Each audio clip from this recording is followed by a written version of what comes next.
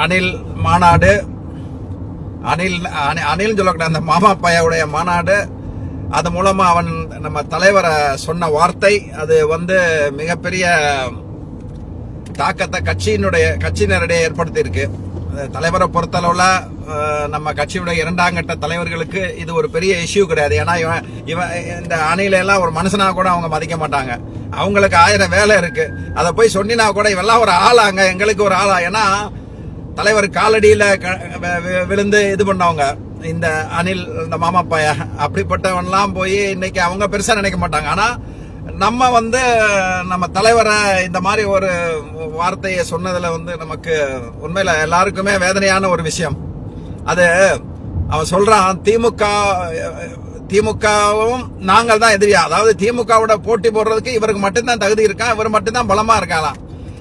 திமுகவோட போட்டி போடணும்னா அதுக்கு ஒரு தகுதி வேணாமாடா? ஒரு 2 லட்சம் பேரை கூட்டிட்ட அப்படிங்கறதுக்காக நீ பெரிய தலைவன் ஆயிருவியா? ஆளு, அவனுடைய நடைய, அவனுடைய பேச்ச, எவனோ இந்த காலேஜ் பசங்க, இந்த சின்ன பசங்க எல்லாம் கூட்டிட்டு ஒரு பிரம்மாண்டமான ஒரு மாநாடு கட்டினா. உங்களுக்கு தெரியாது, சிரஞ்சீவின்னு ஒருத்தர் இருந்தான் ஆந்திரால, சூப்பர் ஸ்டாரா இருந்தான். ஆந்திராவில் சூப்பர் ஸ்டார். பிரஜா ராஜ்யம்னு ஒரு கட்சி ஆரம்பிச்சான். அன்னைக்கு அவனுடைய கட்சி பிரஜா ராஜ்யம் தொடங்க போகும்போது 2007 நினைக்கிறேன், தொடங்க போகும்போது பல லட்சம் பேர் திரண்டிருந்தாங்க. இங்க அவங்கள ஆச்சரியப்பட்டு போனாங்க, என்னன்னா அது இவ்வளவு பெரிய கூட்டம், இதுவரைக்கும் யாருக்கும் வராத கூட்டம்னு சொன்னாங்க பிரஜா ராஜ்யம் தொடங்க போகும்போது. கடைசியில் என்னாச்சு, 2011 காங்கிரஸோட இணைஞ்சான். இன்னைக்கு அவன் யாருங்கிறத காணாம போயிட்டான். சிவாஜி கணேசன் கூட்டம் கூட்டினாரு, அவருக்கு கூடாத கூட்டமாங்க. இதுல நீங்க பாத்தீங்கன்னா இந்த கிட்டத்தட்ட 2 லட்சம் பேர் வந்திருப்பாங்க. அதாவது ஒரு படம் தியேட்டர்ல ரிலீஸ் பண்ணின்னு வச்சுங்க, மதுரையில ஒரு 5 தியேட்டர் ரிலீஸ் பண்ணா ஒரு குறிப்பிட்ட பேர் வருவாங்க, ஒரு 1000கணக்கான பேர் வருவாங்க. 10 மாவட்டம் 15 மாவட்டத்துல இருக்கிற அந்த படம் பார்க்க வருவாங்க தெரியுமா, அந்த அவங்க தான் இப்ப ஒரு கூட்டமா இங்க நிக்கிறான். அதுங்க இவன் ஆரம்பிச்சது இப்ப 6 மணிக்கு மேல இவன் எந்த நிகழ்ச்சியிலயும் நைட்ல கலந்துக்கிற மாட்டானா. அது என்னன்னு சூர்யா சொல்றான், திருச்சி சூர்யா சொல்றான், அவன்கிட்ட கேளுங்க. 6 மணிக்கு மேல இவன் எதுலயும் கலந்துக்கிற மாட்டானா. என்ன காரணங்கிறது திருச்சி சூர்யா பேசின வீடியோ இருக்கு யூடியூப்ல, கேளுங்க. அதனால இவன் ஆரம்பிச்ச ஒரு மாநாடுனா எப்படிங்க இருக்கும்? மாநாடுனா அந்த மாவட்ட அந்த கட்சி நிகழ்ச்சிகள் இருக்கும், பல தலைவர்கள் பேசுவாங்க, தன்னுடைய கொள்கையை பேசுவாங்க, பல இந்த கட்சி சாதனைகள், நாங்க என்னெல்லாம் செஞ்சிருக்கோம், இந்த கட்சி தொடங்கி என்னென்ன செஞ்சிருக்கோம், இந்த மக்கள் இதெல்லாம் காலையில இருந்து ஆரம்பிச்சிடும். இந்த மாநாடு ஆரம்பிச்சு சாயந்தரம் வரைக்கும் தலைவர் அந்த எண்ட்ல பேசுற வரைக்கும் இந்த நிகழ்ச்சி நடந்துகிட்டு இருக்கும். அந்த மாநாடுக்கு வந்தவன் எங்கேயுமே போகாம எல்லா நிகழ்ச்சியும் கேட்கறது தான் வரலாறு, மாநாடு வரலாறு. இவன் மாநாடு நடத்திருக்கான், 3:30 மணிக்கு ஆரம்பிச்சு 6 மணிக்கு முடிச்சிட்டாங்க. ஏன்னா 6 மணிக்கு அவனுக்கு கேரவன்ல வேலை இருக்கான் அவனுக்கு. அந்த வந்த 2 லட்சம் பேருங்க, அதுல இவன் வந்த உடனே மூஞ்சிய பார்த்துட்டு 1 லட்சம் பேர் போயிட்டான். அதுல இவங்க வர்றாங்களா பவுன்சர். ஏண்டா ஒரு தலைவன் உன்னைய நீ காப்பாற்ற முடியல, உன்னுடைய அதாவது ஒரு கட்சி மீட்டிங் அங்க நடந்துகிட்டு இருக்கு, ஒரு மாநாடுடைய கட்சி மீட்டிங் நடந்துகிட்டு இருக்கு, எல்லாம் வந்திருக்கவன் போறான், அவனுடைய ஆதரவாளர்கள், அவனுடைய ரசிகர்கள், அவனுடைய அணில் குஞ்சுகள், அந்த அணில் குஞ்சுகள்ட்ட இருந்து உனக்கு பாதுகாப்பு தேவைன்னு சொல்லிட்டு 1000கணக்கான பவுன்சர்களை கொண்டு வந்து நிறுத்தி இருக்க. உனக்கே பாதுகாப்பு இல்லைன்னா நீ என்ன மயிரிடா நீ மத்த மக்களுக்கு செய்ய போற, இல்ல வேற யாருக்கும் பாதுகாப்பு கொடுக்க போற? அதுல ஒருத்தன் வர்றான் பாக்குறதுக்காண்டி. அதாவது இப்ப தலைவர் நடந்து வந்தாரு, சிங்கம் மாதிரி நடந்து வந்தாரு, அந்த மேடையில நடந்து வர போகும்போது எவனாவது இதை தாண்டி போனானா, இல்ல எவனாவது போய் இது பண்ணானா, எவனாவது டிஸ்டர்ப் பண்ணானா, அவர் மட்டும்தான் வந்தாரு. 2 கட்சிக்காரங்க வந்தாங்க. அதை தாண்டி யாராவது வந்தாங்களா, இல்ல போலீஸ்கார மேடையில வந்தாங்களா, இல்ல பவுன்சர்கள் மேடைகள் வந்தாங்களா? எவனும் வரலையே. தலைவர் மட்டும் வந்தாரு, பார்த்துட்டு அப்படியே திரும்பி போனாரு. அதாண்ட அரசியல் கட்சிங்கிறது. ஒரு தலைமை பண்பு கிடையாது, என்ன பேசணும்னு மேடையில கிடையாது. அவன் பார்த்த என்ன பண்ணிட்டான், 1 லட்சம் பார்த்தவன திரும்பி போயிட்டான். இதுதான் அவனுடைய கட்சி நிலைமை. இந்த கூட்டத்தை பார்த்தோன்னா ஆஹா கூட்டம் பெருசாயிருச்சு, இவன் பெரிய அடுத்த எம்ஜிஆர் அடுத்த உனக்குன்னு ஒரு கொள்கை இருக்கா? மாநாட்டுல சொன்னா எனக்கு பெரியார் தலைவர்னா, ஊர்ல உள்ள தலைவர்கள் எல்லாம் போஸ்டரா ஒட்டி இருந்தான். எதுங்க பருப்பு வேகல அப்படின்னு இப்ப என்ன பண்ணிட்டான், எம்ஜிஆர் எங்களுக்கு அண்ணா எம்ஜிஆர். ஏண்டா அவங்க அடுத்த கட்சியுடைய தலைவர்ரா. அண்ணாங்கிறவர் திமுக பொதுச் செயலாளர், திமுக தலைவர் அவரு. எம்ஜிஆர் அதிமுக தலைவர். அப்புறம் ஒரு திமுக தலைவரை அதிமுக தலைவரை நீ வழிகாட்டியா நினைச்சீன்னா அந்த கட்சி ஊழல் செஞ்சுச்சு, அந்த கட்சி மயிர் செஞ்சுச்சு நீ சொல்லக்கூடாது. அந்த சொல்றதுக்கு உனக்கு தகுதி இருக்கடா? நான் ஒரு மாபெரும் தலைவரடா. தமிழ்நாடு உலகத்தில் உள்ள அத்தனை தமிழர்களுக்கும் ஒரு நம்பிக்கை நட்சத்திரம் முத்துவேல் கருணாநிதி ஸ்டாலின். அவரை அங்கிள்ங்கிற அங்கிள்னு சொல்றதுக்கு அந்த வார்த்தைக்கு அர்த்தம் தெரியுமாடா? நீ என்ன அவர் வீட்டுல வளர்ந்தியா? அவங்க வீட்டுல விளாண்டாளா நீ? இன்னைக்கு உதயநிதி ஸ்டாலின் டிஆர் பாலுவை வந்து பொதுவெளியிலேயே அங்கிள் சொல்றாருன்னா அவரு டிஆர் பாலு அவரை தூக்கி வளர்த்தாடுறா, அதனால அங்கிள் சொல்றாரு. உனக்கு சொல்றதுக்கு என்னடா இது இருக்கு? அப்ப நாங்க வேற மாதிரி உன்னை சொன்னா ஏத்துக்கிற முடியுமா? தேவடி அப்பா இல்லைன்னு சொன்னா ஏத்துக்கிருவியா? இல்ல மாமா அப்பா இல்லைன்னு சொல்லி ஏத்துக்கிருவியா? திமுக தலைவரை பேசுறதுக்கு ஒரு துளி ரைட்ஸ் கூட உனக்கு இல்லடா. உனக்கு களத்துல வரத்தான் போற. 2026 நீ அதிமுகவோட சேர்ந்து வந்தாலும் சரி, இல்ல பாஜகவோட சேர்ந்து வந்தாலும் சரி, இல்ல நீ காங்கிரஸோட சேர்ந்து வந்தாலும் சரி, எந்த ரூபத்துல வந்தாலும் அடிக்கிறதுக்கு தயாரா இருக்கான். இவன் சொல்றான், அந்த ஆதவ் அர்ச்சனாங்கிறவன் அந்த போலி லாட்டரி மார்டினுடைய மருமகன், நாளைக்கு போலி லாட்டரி காசுல தான் இவன் சம்பாரிச்சா இது பண்ணான்னு சொல்லிட்டு இந்த மாநாட்டுக்கு முக்காவாசி காசு கொடுத்தது அவங்க, செலவுக்கு பண்ண கொடுத்தது அந்த போலி லாட்டரி. பர்மால கூலி தொழிலாளியா இருந்த அந்த மார்டின் இன்னைக்கு 10,000 கோடிக்கு அதிபர். அந்த போலி லாட்டினுடைய மருமகன் தான் இந்த ஆதவ் அர்ஜுனா. இவன் வந்தவன என்ன பண்ணா, ஐபே கூட இருந்தான். ஐபேக்குள்ள இருந்தவன் திமுக காண்டு 2021 ஐபேக்கு காண்டு பிரசாந்த் கிஷோரோட வேலை பார்த்தான். வேலை பார்த்து முடிச்ச உடனே அங்க இருந்து பிரசாந்த் கிஷோர்கிட்ட இருந்து சில டெக்னிக்கலை கத்துக்கிட்டு விசிகாக்கு போறான். விசிகாக்கு போய் அங்க இருந்து ஒரு துணை பொதுச் செயலாளர் வாங்குறான். பதவியை வாங்கிக்கிட்டு திமுக அதிமுக பாஜக திமுக விசிக உறவை முறிக்கணுங்கிறதுக்காண்டி பல வேலை பார்த்தான். அதை திமுக விசிக தெரிஞ்சு துரத்தி விட்டாங்க. இப்ப அங்க போய் உட்காந்துக்கிட்டு எல்லா வேலையும் பண்றது இந்த போலி மார்டின் மருமகன் ஆதவ் அர்ஜுனா. அவன் சொல்றாங்க, மூர்த்தி எங்களுக்கு சேர் கொடுக்கல, எங்களுக்கு லாட்ஜ் தங்கறதுக்கு இடம் கொடுக்கல, எங்களுக்கு எல்லா மாநாடு தடுத்து எல்லா வேலையும் பார்த்தாப்ல. சேர் வந்து 1 லட்சம் சேர் தான் எங்களுக்கு இருந்தது, எக்ஸ்ட்ரா சேர் கொடுக்கறதுக்கு யாரும் தயாரா இல்ல அப்படின்னு அவன் சொல்றான். யாரு? அந்த போலி லாட்டின் மாதிரியே மர்மம் இருக்கான்ல ஆதவ் அர்ஜுனா.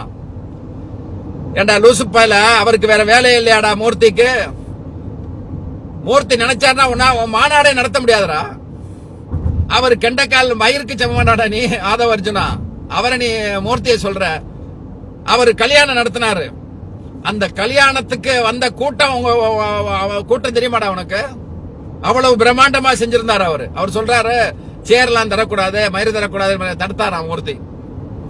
சரி, நீ சொல்ற இல்ல தடுத்தாச்சு, நான் கேரளால இருந்து சேர் கொண்டு வந்தோம் அப்படிங்கிறீல்ல.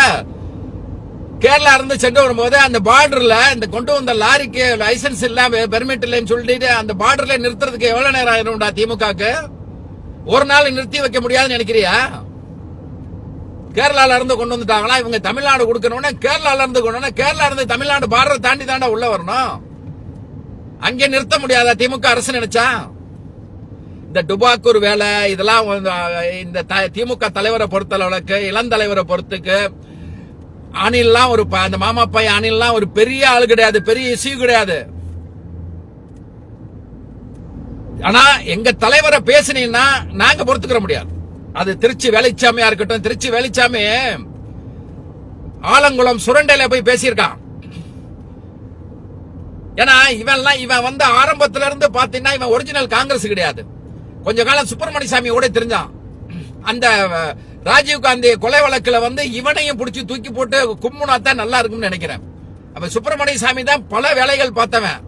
அதுல இவனு அலக்கையா இருந்தான். அவன் என்ன பண்றான், பாஜக காசு கொடுத்தானா, அதிமுக காசு கொடுத்தாங்களா, இல்ல காங்கிரஸ்ல உள்ள சிலர் காசு கொடுத்தாங்களான்னு தெரியல. இப்ப எங்கே போனாலும் திமுகவை விமர்சனம் பண்றது அவனுக்கு வேலையா இருக்கு வேலுச்சாமிக்கு. இன்னைக்கு KS ராதாகிருஷ்ணன் ஒரு வழக்கறிஞர் மதிமுக இருந்து திமுக வந்து இருந்தாரு. 24 மணி நேரமும் அறிவாலயமே கதியா கிடப்பாரு அந்த KS ராதாகிருஷ்ணன் என்ற வழக்கறிஞர். அந்த வழக்கறிஞர் இன்னைக்கு பிஜேபியில போய் சேர்ந்துட்டாரு. என்ன பிரயோஜனம்? எத்தனை பேரு சேர்ந்தாலும் சரிதான், திமுகவை ஒரு இன்னைக்கு அந்த ராதாகிருஷ்ணன் போய் விபி துரைசாமின்னு ஒரு திமுக துணை பொதுச் செயலாளர் இருந்தான், விபி துரைசாமி. அவன் என்ன கதைன்னு போய் கேட்டானா? கேட்டிருக்க வேண்டியதானே ராதாகிருஷ்ணன்.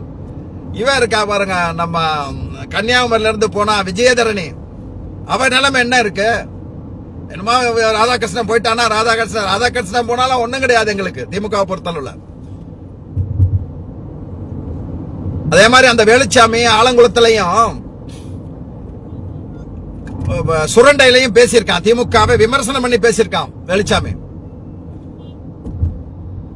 இந்த அதே ராதாகிருஷ்ணன் மேட்டர் நான் வந்தது காரணம், ராதாகிருஷ்ணன் வந்து 2020 நினைக்கிறேன், 22 நினைக்கிறேன், 2022 காங்கிரஸ் பத்தி விமர்சனம் பண்ணி ஒரு அறிக்கை வர்றாரு.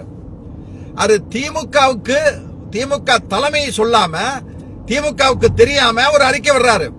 அந்த அறிக்கை விட்டதுனாலதான் அவர் கட்சி விட்டு நீக்கிறாங்க 2022 திமுக தலைமை. ஆனா இந்த வேலுச்சாமி, இந்த அல்லக்கை வேலுச்சாமி, இந்த சுப்பிரமணியுடைய கைக்கூலி வேலுச்சாமி இதுவரைக்கும் ஆலங்குளம், சுரண்ட, ஆதன் டிவி முதல் எல்லா இடத்துலயும் போய் திமுகக்கு எதிராக பேசுறான். இதுவரைக்கும் அந்த தலைமை நடவடிக்கை எடுக்கல. நீ நடவடிக்கை போ. நீங்க திமுக கூட்டணியில இருக்கிற வரைக்கும், திமுக இந்தியா கூட்டணியில இருக்க வரைக்கும் காங்கிரஸை நாங்க விமர்சிக்க மாட்டோம். ஆனா வேலுச்சாமி மாதிரி அல்லக்கைய அவன் எங்களை பேசினான்னா பாத்துக்கிட்டு இருக்க வேண்டிய எந்த அவசியம் மயிறு எங்களுக்கு கிடையாது. திமுகக்குன்னு ஒரு பாரம்பரியம் இருக்குங்க. திமுக காரனை பாத்தீங்கன்னா இந்த ஃபேக் ஐடியில எல்லாம் போட மாட்டான். போட்டோஷாப் பண்றது, அசிங்கமா பேசுறது, இதெல்லாம் திமுக காரன், அசல் திமுக காரன் இருக்காது. ஃபேக் ஐடியில எப்ப வர மாட்டாங்க. ஒரிஜினல் முகத்தை காமிச்சிட்டு ஒரிஜினல் பேரோட பதிவு போடுறவன் தாங்க திமுக காரன். ஃபேக் ஐடியில போட்டவன்னா அவன்லாம் என்னைக்காவது இடையில கட்சிக்கு வந்தவனா இருப்பான், இல்ல ஏதாவது பண்ணினா இருப்பான். திமுக காரன் அதாங்க நெஞ்சை நிமிர்த்து சொல்றவன் தாங்க திமுக காரன். அதனால இந்த ஃபேக் ஐடிக்கு பிறந்தவங்க எல்லாம் இதுல வந்து என்ன எழுதினாலும் சரி, என்ன திட்டினாலும் சரி, எதுக்கும் கவலைப்பட மாட்டான். நீ அனில், உனக்கு நீ வரதான் போற. 2026 எலெக்ஷனுக்கு முன்னால இப்ப ரஜினி சொன்னாரு எனக்கு, ரஜினி இப்ப கூட பேசின ஒரு ஆடியோ இப்ப வந்து வைரல் ஆகிட்டு இருக்கு. அதுல என்ன ரஜினி என்ன சொல்லியிருக்காரு அப்படின்னா, திமுக என்ற ஜாம்பவான்கள் அதிமுக என்ற ஜாம்பவான்களுக்கு இடையில போட்டியிட்டு என்னுடைய ரசிகர்களை பலிகடை ஆக்க நான் விரும்பல, அதனாலதான் நான் தேர்தலில் போட்டியிடல அப்படின்னு. இதே அஜித் நினைச்சிருந்தாருன்னா அரசியல் வந்திருக்க முடியாதா? அவருக்கு தெரியும் சரத்குமார் நிலை என்ன இருக்கு, பாக்கியராஜுடைய நிலை இருக்கு, ஜிவாஜி கணேசனுடைய நிலை என்ன, டி ராஜேந்தருடைய நிலை என்ன, எல்லாம் தெரியும். நீ வா தம்பி, நீ அரசியலுக்கு வா. ஆனா அரசியல்ல வர்றது தவறு கிடையாது. இதே இளந்தலைவரா இருக்கட்டும், தலைவரா இருக்கட்டும், வரவேற்றதை செஞ்சாங்க நீ அரசியலுக்கு வரப்போகும்போது. ஆனா நீ பேசுறதுல கண்ணியம் வேணும். கண்ணியத்தை இழந்த அப்படின்னா எந்த எல்லைக்கு போய் உன்னை திட்ட தயங்க மாட்டான். திமுக நினைச்சுனா நீ உன்னோட படம்லாம் நடமாட முடியுமாடா? நீ நடமாட முடியுமா உன்னால? நீ செஞ்ச சேட்டைக்கு பெரிய உலக மகா உத்தம மாதிரி பேசுற. வண்டி வாங்கினதுக்கு அதுக்கு வரி கட்ட முடியாம இது பண்ணவன் நீ என்னடா செஞ்ச இது வரைக்கும்? 75 ஆண்டு காலம் திமுக இந்த இயக்கத்துக்காண்டி, இந்த தமிழகத்துக்காண்டி, இந்த தமிழ் மக்கள் நலனா இருக்கணும் எல்லாம் செஞ்சது திமுக. என்னமோ படத்தை முடிச்சுக்கிட்டு இன்னைக்கு அடுத்து படம் வராது அப்படின்ட்டு ரிட்டையர்ட் ஆகிற நேரத்துல கட்சி ஆரம்பிச்சு ஏதோ இந்த அடுத்த முதல் முதல் சொன்னா வேட வாயில குச்சி ஐஸ் வச்சு பாத்துக்கிட்டு இருக்கிறதாடா. நாங்க செருப்பு கழட்டி எடுப்போம். நீ 2026 வாணி. அதாவது எங்க திமுக ஒரு பழக்கம் இருக்கு, ஒரு எதிரிகள் வீக்கா இருந்துச்சுன்னா கொஞ்சம் சோர்வடைஞ்சிருவாங்க. ஆனா சோர்வுடைய நேரத்துல இந்த மாமா பைய மாதிரி, இந்த அல்லக்கைய மாதிரி சிலர் வந்து பேசுற பேச்சு எங்களை உசுப்பேத்தும். நாங்க எப்பவுமே இருக்கோம், பல பேரை உசுப்பேத்தும். அது எங்களுக்கு வந்து இன்னும் கூட ஆரோக்கியம் தான். உன்ன மாதிரி அல்லக்கை வரணும், உன்ன மாதிரி ஆட்கள் பேசணும். அதுக்கு நாங்க என்ன ரியாக்ஷன் ஆனு தெரியணும், பாத்துக்கலாம். நன்றி, வணக்கம்.